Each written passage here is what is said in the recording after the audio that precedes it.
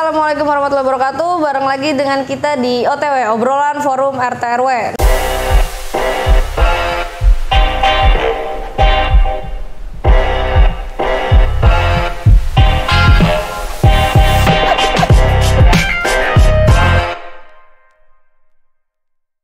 Nah, sekarang kita udah bersama dengan driver ambulan dari RW 07 Kalibaru. Yang sebelumnya kita udah ngobrol-ngobrol sama Bapak RW dari 07 Kalibaru. Yang belum nonton videonya, langsung aja ini videonya. Oke Bang, kenalin diri dulu nih Bang sama teman-teman nih Bang. Bismillahirrahmanirrahim. Assalamualaikum warahmatullahi wabarakatuh. Perkenalkan, nama saya Agus Maulana, driver ambulan dari RW 07, yang mana driver ambulan ini dibentuk oleh ketua RW dan dipercayakan dibentuk TRC, ada ketuanya, ada drivernya. Kita punya driver 3, salah satunya yaitu RT Madi, driver pertama, RT 2 Pak Bapak Kliwon dari RT 2 ya. Terus yang ketiga dari RT 9 saya sendiri. Jadi driver ini untuk kesiapan bila mana terjadi warga membutuhkan. Nah Pak, pastikan ada keluh kesah nih Pak, ada suka dukanya jadi driver ambulan nih. Gimana nih Pak? Maksudnya seperti apa nih? Contohnya kayak seperti menjemput korban kah, menjemput pasien, ada kendala kah, atau ada prosedur-prosedur yang sulit untuk dilakuin gitu Pak? Kalau untuk menjemput korban, saya korban kecelakaan pernah 2 kali. Yang pertama awal-awal COVID, kalau yang driver satunya itu sebelum COVID kalau nggak salah. Kita jemput di Ramat Jati yang pertama. Yang kedua saya jemput di daerah Bogor, tepatnya di Parung itu, karena kecelakaan 2 korban yang meninggal dibawa ke rumah sakit. Kita tidak mau ya, permintaan masyarakat melalui TRC saya dihubungi, ya siap saya laksanakan, karena pada saat itu ibaratnya kita dipercaya untuk hari ini jadwalnya gitu. Masing-masing driver ini punya jadwal tersendiri Mbak. Jadi ketua TRC ini membentuk jadwal ini kapasitasnya untuk menjaga stabilnya driver yang lain gitu. Jadi kalau misalkan driver satu nggak bisa, itu bisa di backup dengan driver 2 atau driver 3, bagaimana yang bisa langsung membackup gitu ketika membutuhkan waktu. Pada saat yang di Bogor itu, kita kalau nggak salah itu saya baru mau tidur sekitar jam 2 kita digedor, mau tidak mau ya terpaksa kita bangun, kita menjemput ke sana, dan kita terkendala macet pada saat di pasar ya, mau tidak mau kita bunyikan. Kan prosedur ambulan untuk menjemput pasien itu ada sirenenya masing-masing. Jadi bunyi sirine ambulan ini sebenarnya ada maknanya ya Pak ya? Iya, sebenarnya ada 6 sirine, cuma rata-rata 4 yang dipakai. Nah kenapa tuh Pak? Karena intinya sirine itu ada fungsinya, masing-masing punya fungsi. Jadi ketika kita ibaratnya menjemput pasien di mana atau di wilayah, kalau di wilayah jaranglah kita bunyikan. Ketika kita menjemput pasien dari rumah sakit pindah ke rumah sakit, ketika di rumah sakit tidak ada ambulan, itu kan fungsi kita sebenarnya mobil kita ini dikhususkan untuk jenazah, cuma karena kekurangan mobil ya kita manfaatkan ini loh untuk menolong juga kan. Jadi ketika diperlukan ya kita bunyikan sirine ini dulu lah. Kalau misalkan macet gitu ya, kita bunyikan sirine untuk menjemput. Nah, dari menjemput itu setelah kita bawa ke rumah sakit yang lain gitu, itu kita bunyi sirine apa nih? Pasiennya darurat banget atau biasa, itu beda lagi bunyinya. Termasuk yang meninggal gitu ya, bunyinya beda juga. Kesulitannya apa sih Pak untuk nganter-nganter jenazah gini, kan pasti kan dari apa dari mobilnya kurang optimal atau dari kondisi, biasanya kan namanya kita orang ya Pak ya, ada Iya. kadang sehat banget, fit banget, kadang lagi kondisi nggak sehat, tuh gimana Pak? Kalau kita untuk mengantar jenazah itu di mana? Apakah masalah kita di RW 07 ini kan banyak nih penduduknya, terpadat di Kalibaru. Jadi masyarakat itu ada yang mau minta dikubur, permintaannya minta di Dharma atau di kampung. Nah, kalau di Jakarta, ibaratnya itu kita nggak pernah minta apa, karena kan di situ kita gratiskan untuk masyarakat. Gitu. Adapun kalau memang dia ingin memberikan, ya kita juga bingung ya. Saya tanya dulu, ikhlas enggak? Kan gitu. Kalau memang dia mau memberikan, kadang-kadang kita tanya, udah Pak, nggak usah. Enggak, ini permintaan dari keluarga jenazah yang mau tidak mau. Kita juga nggak mengharapkan apa-apa karena kita sudah punya tabungan sendiri nih di BCA gitu loh. Nah, cadangan akhirat gitu loh. Ya, jadi kalau untuk kita ini driver kita ini nggak pernah kita untuk di dalam kota itu minta, nggak pernah. Yang ada paling dikasih, kalaupun dikasih kita sekasihnya dia. Ikhlas nggak, kita tanya. Kadang-kadang dikasih rokok, ya udah, kasih kopi, udah. Karena udah berbentuk kan. Kalau nominal kita kan bisa, udah jangan. Tapi rata-rata udah ini untuk bapak dari keluarga korban. Itu kita nggak memaksakan. Nah, untuk keluar daerah kita punya ini sendiri per kilonya. Pada saat COVID juga itu terlalu banyak ke daerah gitu. Itu saya selalu wanti-wanti untuk pergantian siang dan malam. Karena yang sudah itu saya pernah memaksakan diri, ya itu pasti muter-muter. Kalau kita maghrib nih, kita nggak berhenti, itu pasti sampai sana muter dulu tuh, muter dulu, sekali, 2 kali, 3 kali nggak ketemu jalannya. Padahal kalau kita secara logika itu lurus, benar.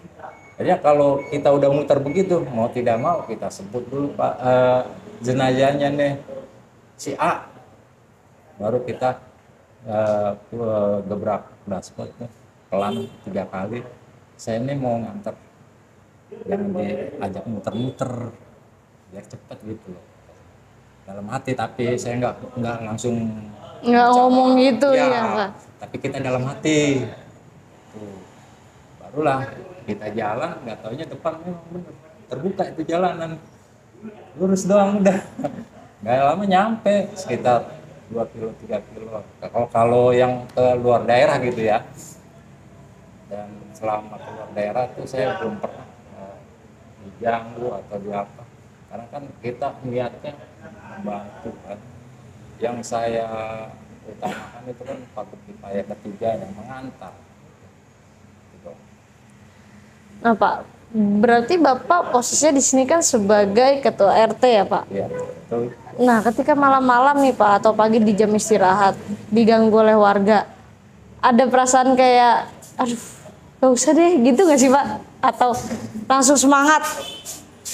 Enggak, jadi kita kalau memang sudah ditugaskan, kunci kan kita driver ada 3. Nah, ketika COVID driver jadi 2. Ketika kita diserah tugaskan kunci oleh ketua, mau tidak mau, ibaratnya memang kita diharuskan siaga. Dalam arti kata, ketika masyarakat di RW 07 ini membutuhkan, kita selalu standby. Gitu. Dan adapun ketika kita tidak ada di rumah atau gimana, langsung kita lapor sama ketua, Pak Ketua, saya ada di titik-titik gitu. Oh ya udah, saya minta bantu di backup dari driver satu, langsung backup gitu. Oke, berarti ada backupannya ya Pak? Nggak Iya. berjalan terus sendiri ya Pak? Enggak, jadi kalau setelah backup, kunci itu kembali lagi ke saya nih misalnya, ya itu kembali lagi ke saya. Nah, gitu. Itu mau jam berapapun kita, ini saya rasa tidak mengganggu sih, karena kita enjoy aja. Ibarat kita cari pahala kok, ya kan? Iya benar. Kita di sini tugasnya selain selaku jadi RT, kita juga ibarat memberi apa sih namanya kepada warga bahwa ini loh di RW 07 tim TRC-nya, RT-nya juga, semua ini bersinergi gitu. Jadi RT itu yang memberitahu laporan untuk ke ketua TRC, tembus ke driver. Bila mana memang jam-jam kita waktu tidur, itu pun kita dibangunkan siap gitu. Jadi kita melayani masyarakat, kita bahkan kita sampai misalkan kalau kita yang darurat ke rumah sakit nih ya, itu yang darurat saja ya kita layani. Tapi kalau yang biasa-biasa, sakit biasa nggak terlalu ini lah. Kebanyakan mereka nggak mau. Nah, kalau ketika darurat itu mau tidak mau kita dipanggil lah kita. Mau jam berapapun kita siap karena sudah tugas. Itu yang kita harus buktikan kepada masyarakat bahwa RW 7 ini bisa gitu. Khususnya untuk driver tuh sebenarnya bingung nggak sih Pak ketika kita jalan kan kadang orang banyak yang nggak ngasih jalan untuk ambulan nih Pak pada saat bawa jenazah itu gimana Pak?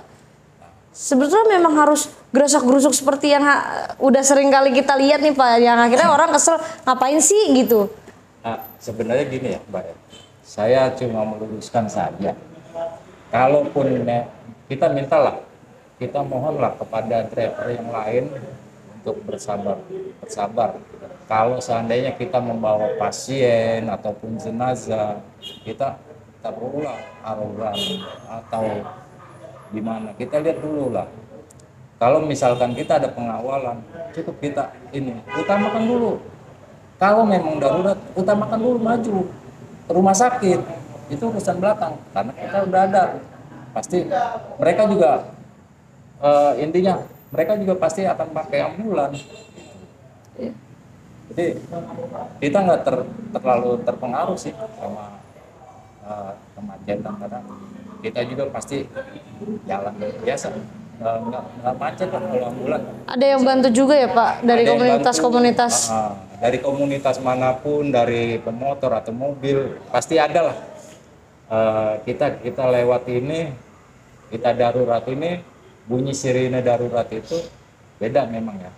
Ketika bunyi sirine darurat itu akan ada pemotor datang gitu ya, mau kemana gitu, kita tetap bunyiin aja ambulan, dan nanti kita akan kasih kode lari ambulan ini kemana gitu.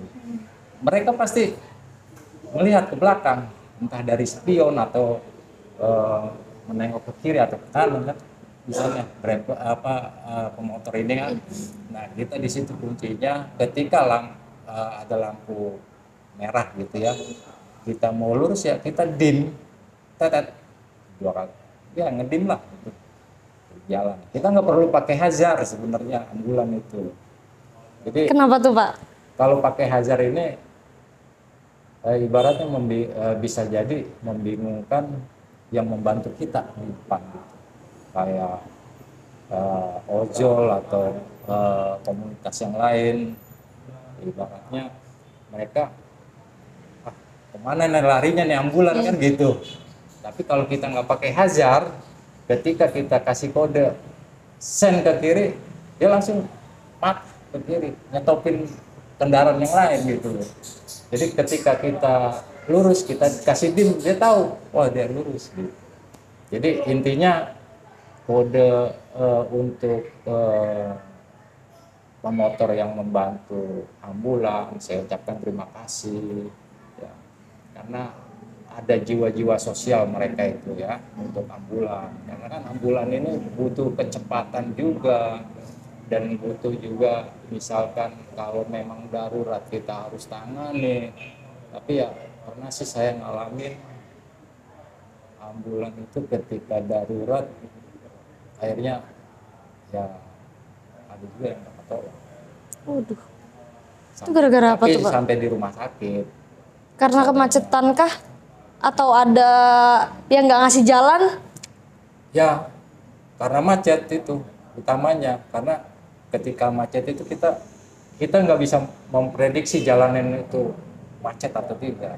Intinya kita sudah membunyikan sirine darurat. Itu ya saya berharap untuk pengendara lain ya tolonglah berikan jalan untuk ambulan gitu. Kita punya namanya sirine khusus, bawa darurat, bawa pasien biasa, atau kita sedang menjemput atau membawa jenazah, itu kan beda-beda sirinenya. Jadi bedakan ini darurat, bunyinya pasti cepat tuh. Itu kita harus minggir lah, pengendara lain harus minggir lah, beri jalan gitu. Karena kita memburu waktu untuk keselamatan si pasien. Karena kan kita ini bawanya untuk yang darurat. Kalau ambulan RW 07 yang pada dasarnya ambulan kita ini sebenarnya bawa jenazah. Oke nih, mungkin nih ini keluh kesah dari salah satu driver ambulan ya, teman-teman. Jadi mungkin bisa lebih respect lagi nih buat kita sebagai pengguna jalan. Ketika kita mendengar suara sirine ambulan, baiknya kita ngalah dulu gitu. Nggak ada salahnya hanya untuk beberapa detik lewat mereka gitu. Karena kita nggak pernah tahu di dalamnya ini sebenarnya ada orangnya atau enggak gitu. Terlepas mungkin nggak ada isinya, tapi mungkin ambulan ini punya kepentingan kayak seperti menjemput pasien yang darurat atau lagi bertugas ya Pak ya. Tuh, dan untuk teman-teman escorting nih, jadi escorting itu dia termasuk komunitas yang sering banget ngebantu ambulan nih. Mungkin teman-teman juga udah sering banget lihat ya Pak ya. Kalau ada yang ngawal-ngawal ambulan nih pakai motor. Nah itu mereka tuh sebenarnya nggak ada niat untuk arogan, hanya bantu kasih jalan nih untuk si ambulannya supaya cepet ke rumah sakit mungkin ya Pak ya. Itu dan buat mungkin teman-teman di luar sana nggak usah pakai rusuh-rusuh lah gitu. Karena ambulan nih sebenarnya mengutamakan keselamatan juga gitu. Jadi kalau kaliannya rusuh, kasihan juga nih dari keluarga si pasiennya atau korbannya ini ya Pak ya. Jadi gini loh Mbak, saya banyak melihat di media ya elektronik itu, kadang kita kok driver ambulan seperti ini gitu. Seharusnya kan kalau memang dia sirenenya darurat banget, kita lihat kan bunyinya sirenenya, ya utamakan dulu lah pasien, jangan kita berhenti mengomel-ngomeli, udah lanjutkan aja. Toh suatu saat ini yang menghalangi kita juga pasti akan terhalang kan gitu. Intinya kita yang penting kita menyelamatkan pasien kita dulu, yang utama. Jadi kita lewat aja lah, biarkan ini. Toh kan ada yang lain yang mengurusi kan gitu. Benar. Dari escorting ataukah dari ojol-ojol pengendara lain, dia pasti memperingatkan. Kalaupun toh membandel, kita kan kadang-kadang kita lihat ada ambulan yang ada di dashboardnya itu, termasuk di saya ada khusus untuk perjalanan gitu. Tinggal kita rekam, kita adukan, udah cukup. Gak usah kita banyak adu argumen dengan pengendara lain, berhenti, kan kasihan. Bikin lama pasiennya ya Pak ya. Nanti yang di dalam, aduh Pak, kelamaan ini keburu bagaimana, kan ceritanya panjang jadi itu kan, kasihan yang di dalam. Udah cerita kalau misalkan udah ngap-ngapan kan kasihan kalau udah ngap-ngapan gitu, kita harus adu argumen, nggak perlu lah kita gitu. Yang penting kita udah punya Dashcam. di dashcam itu kan udah kita punya rekaman, tinggal kita adukan aja. Pasti tuh, nggak mungkin aparatur negara yang lain nggak membantu menyikapi hal itu, pasti dipanggil, nggak mungkin nggak dipanggil karena kan kita udah Terdata ya Pak ya. Nah Pak, apalagi nih Pak, ada cerita-cerita yang mungkin Bapak alami selama pengantaran jenazah terutama ya Pak, karena kan ini keambulan khusus jenazah ya Pak. Mungkin ada kesulitan pada saat pengambilan jenazah, penjemputan sih Pak, penjemputan jenazah pada saat COVID kan itu prosedurnya panjang tuh Pak. Itu gimana tuh Pak? Jadi kalau untuk penanganan jenazah pada saat COVID itu kita saling inilah koordinasi, terutama dengan Pak RW kita, dengan Ketua TRC dan dari pihak rumah sakit gitu loh.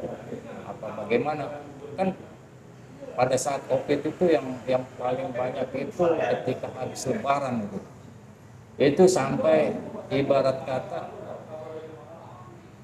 si mayat ini ngantri mobil gitu.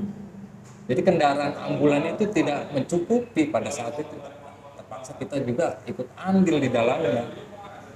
Jadi setelah kita sampai di rumah sakit, setelah prosedur sudah selesai, baru kita berangkat ke rumah sakit, jemput nih pasien COVID yang meninggal COVID.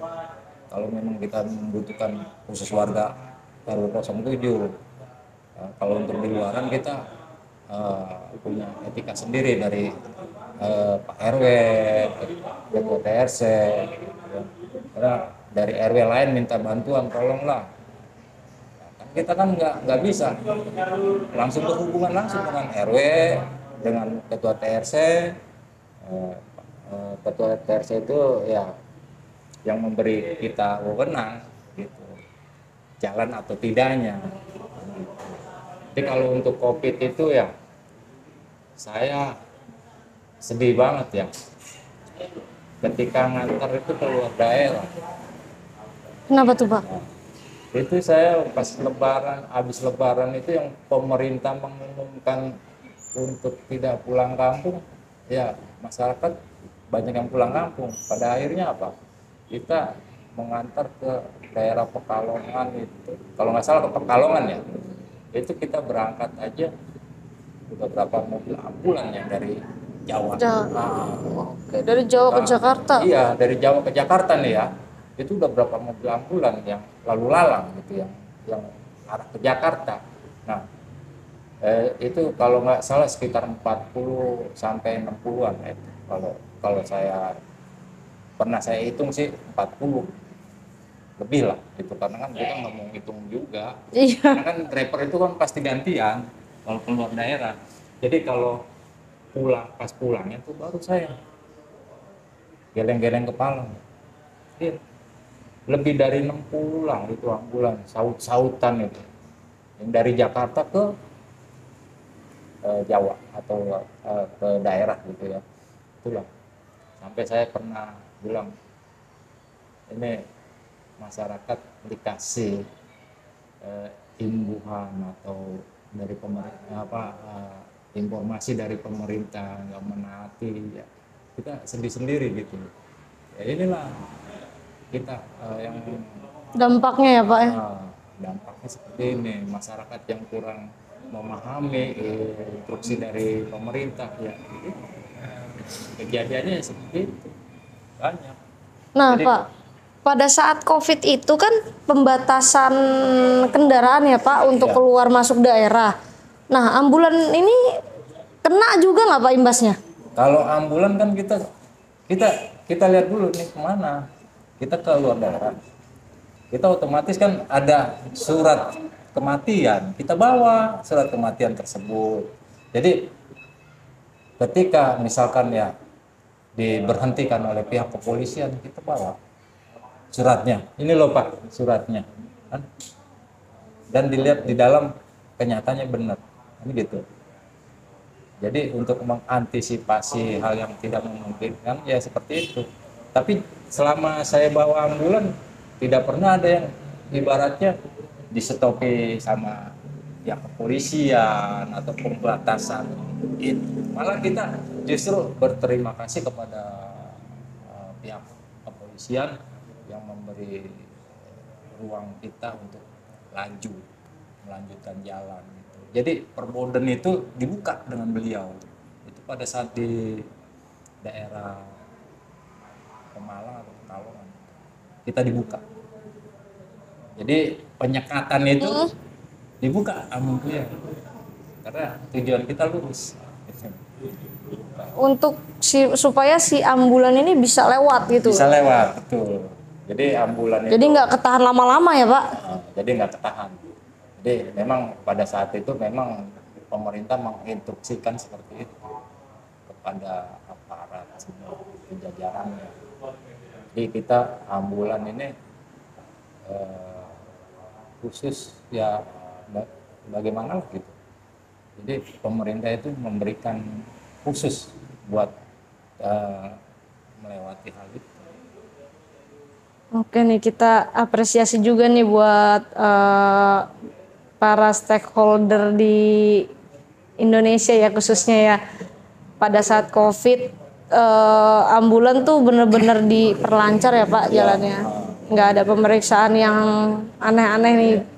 Cuma mungkin untuk oknum-oknum yang memperalat ambulan tuh ada juga kayak gitu ya Pak ya? Ya itulah. Ada juga, tapi kan tiap aparatur itu baik dari kepolisian atau Pengecekannya lengkap ya Pak? dia sesuai dengan prosedur Mbak. Jadi mereka itu melaksanakan aturan yang sudah ditetapkan oleh pemerintah. Dalam arti kata begini, benar nggak ini ambulan ada isinya? Kan Kak, pada saat itu kalau nggak salah di saat COVID itu ada yang oknum, kita bicara oknum, mau oknum drivernya atau dari ya, banyak lah. Ada yang menggunakan ambulan Untuk mudik ya Pak? untuk mudik, ada yang menggunakan mobil towing untuk mudik. Akhirnya kan ketahuan juga. Pada dasarnya pemerintah ini untuk keselamatan diri kita juga, sebenarnya pemerintah ini membuat kebijakan itu sudah pemikirannya lebih matang ke depannya gitu, agar warga atau masyarakat di Indonesia ini terhindar dari hal-hal yang sifatnya COVID itu. Oke, ini mungkin pelajaran juga nih teman-teman buat kita. Jadi jangan mementingkan untuk kepentingan kita sendiri, tapi lihatlah sekeliling kita ya Pak. Apalagi kan terbilang kemarin kasus COVID itu termasuk besar itu ya Pak, kasus virus yang cukup serem sih gitu. Saya bawa COVID 4 lah gitu. Karena kan memang di rumah sakit itu kekurangan armada pada saat COVID yang habis lebaran, dan driver satunya pun empat lebih lah, dia menggunakan APD lengkap dari rumah sakit dan dari puskesmas. Kita juga sudah berkoordinasi kan, yaitu dari rumah sakit mintanya lengkap gitu APD ya. Nah itu untuk driver sendiri nih Pak, ketika penjemputan si jenazah COVID-nya itu dicek dulu nggak Pak? Tes COVID dulu nggak? Atau malah ngalamin tes COVID terus setiap hari Pak? Enggak. Jadi kita ini ketua ini ya di RW 07 ini ketua TRT-nya menyarankan untuk kita vaksinasi dulu. Ya kan? jujur Mbak, saya ini darah rendah, divaksin dilarang, bukan dilarang, Pak kurang darahnya, tapi Nggak bisa. tetap saya beranikan diri karena saya emang dari dulu darah rendah, cuma suntik biasa aja suntik, malah saya bilang oh nggak berasa nih disuntik, sebelah nggak boleh Pak. Jadi ya ketua ini menyarankan untuk kita vaksinasi dulu, ya kan, untuk menghindari hal-hal yang tidak diinginkan biar tidak terjangkit. Kita itulah fungsinya ketua untuk memberi pemahaman kepada drivernya. Nih Bang, misalkan suruh vaksin ya kita harus vaksin. Untuk penjemputan di rumah sakit nggak ada untuk diperiksa-periksa seperti itu. Yang ada nanti kita setelah kita membawa jenazah COVID itu kita nggak semena-mena langsung balik kandang, kita itu langsung ke puskesmas. Jadi kita habis mengantar jenazah COVID, kita langsung pulang masuk ke puskesmas untuk di Desinfektan. iya betul. Setelah itu kita keluar dari sana, barulah kita parkir di garasi. Jadi nggak nyelonong gitu aja ya Pak, bolak-balik ya Pak? Enggak. Jadi ketika kita selesai membawa, jadi kita laporan juga, termasuk laporan juga, karena kan kita sudah dibantu-bantu juga sama pengurus RW dari puskesmas. Karena kan kita ibaratnya sebagai apa ya kita ya aparatur negara juga kan, walaupun bontot, ya kan, RT, apalagi ini tingkatnya RW kan. Jadi sifatnya sosial, RT RW itu sifatnya sosial, jadi membantu. Nah Pak, di luar COVID nih Pak, kan masih sering untuk pengantaran jenazah berarti ya Pak ya? Betul.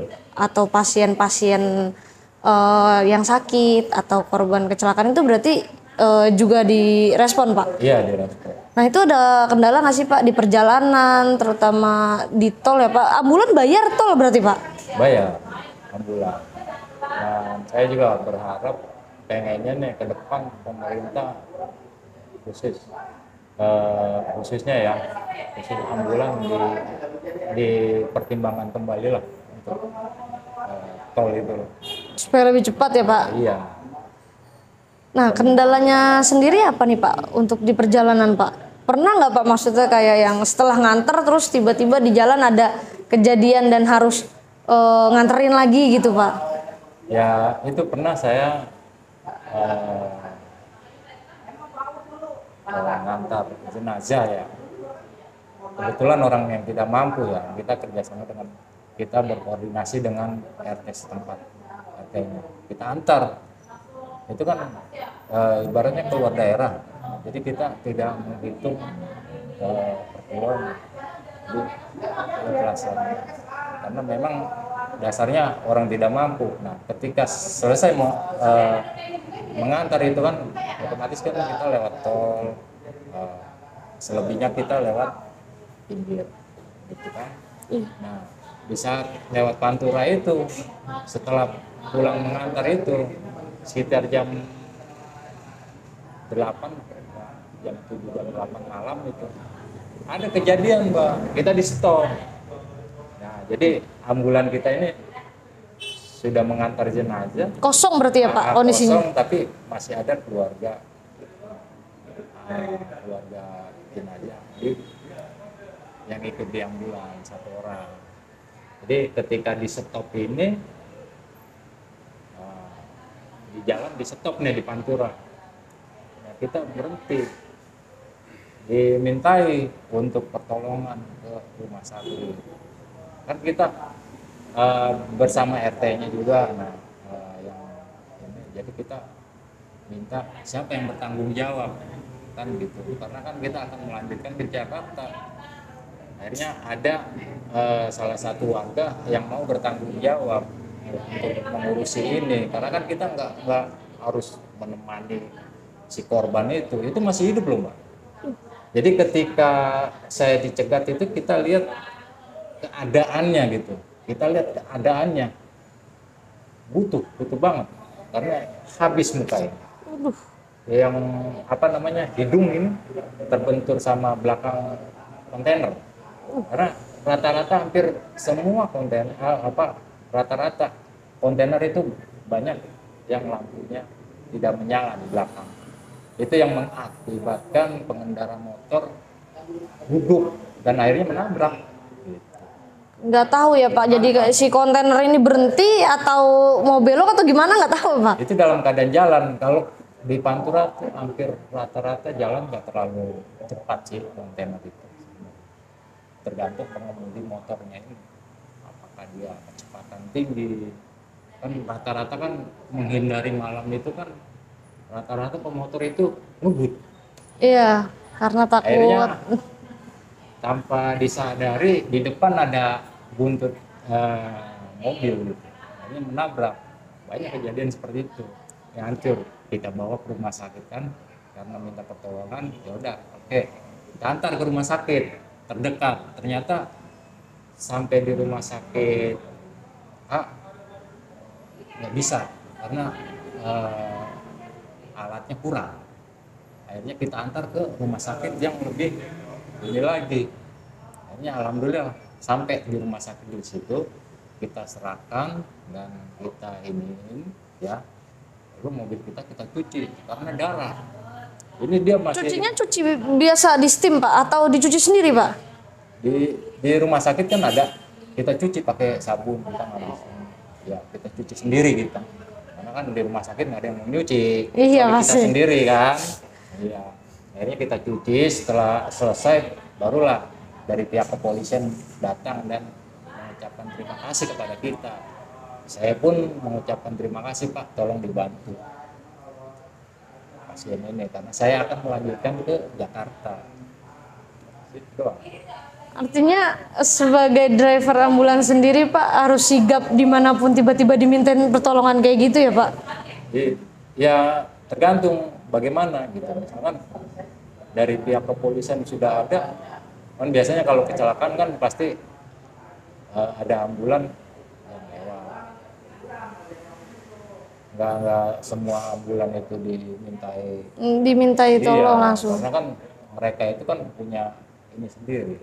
Jadi misalkan kecelakaan, tiba-tiba ada kecelakaan, nggak langsung, harus dilihat dulu apa sih namanya sama kepolisian, dan biasanya ada pihak kepolisian dan pihak kepolisian pasti sudah menghubungi armada ambulan lain.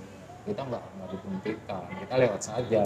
Dan kalaupun kita kan kalau jalan ini kalau ada isi kita bunyi, kalau nggak ada kita tetap menyalakan rotator. Oke, rotatornya nyala tapi sirinenya aja yang nggak bunyi ya Pak? Nggak apa-apa itu. Kan kita dalam perjalanan. Kalau kita nggak pakai rotator, kita ya amit lah, ya kan? Itulah ambulan tuh kalau kosong tetap kita pakai rotator. Ada juga yang nggak pakai juga, tergantung drivernya dia mau pakai atau tidak. Kalau bagi saya sih tetaplah pakai walaupun sudah mengantar, karena ciri khasnya itu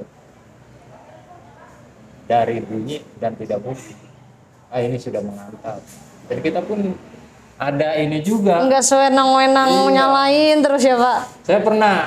Saya pernah bawa kecegat, ibaratnya ada kereta pernah ketika bunyi palang pintu Mas nutup ya kita matiin lah.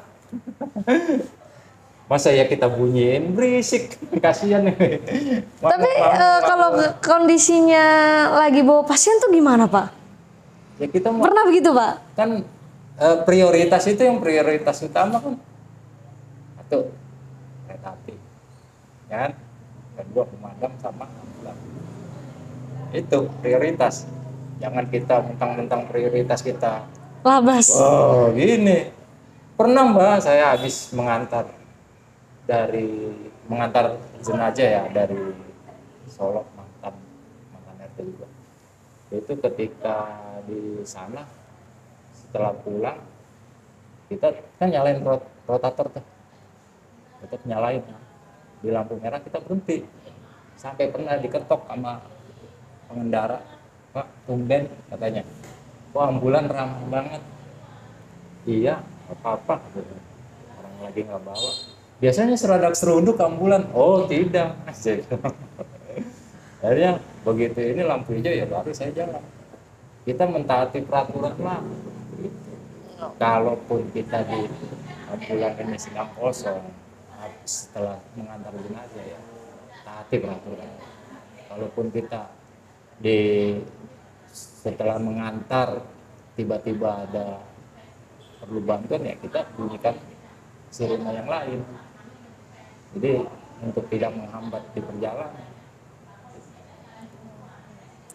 Nah, ini buat teman-teman yang dari driver ambulan juga ya lebih ke saling menghormati berarti ya Pak. Iya. Mungkin teman-teman driver ambulan ini udah lebih paham sih. Setelah ini kita akan lihat nih kondisi si ambulannya, dan sesuai obrolan kita tadi ya Pak, kita bakal kasih tahu nih ke teman-teman apa sih maknanya sirinenya ambulan nih berbeda-beda. Terima kasih untuk teman-teman escorting yang udah selalu bantu prosesnya ambulan lebih cepat ya Pak. Dan untuk pengendara-pengendara dimanapun kalian berada, mungkin lebih bisa respect lagi kalau ketika ambulan ini sudah berbunyi sirinenya. Terima kasih Bapak untuk waktunya, udah ngajak kita sharing-sharing nih Pak, udah sharing sama kita tentang gimana sih jadi keluh kesahnya dari driver ambulan selama COVID terutama ya Pak ya. Oke Pak, terima kasih. Assalamualaikum warahmatullahi wabarakatuh. Waalaikumsalam.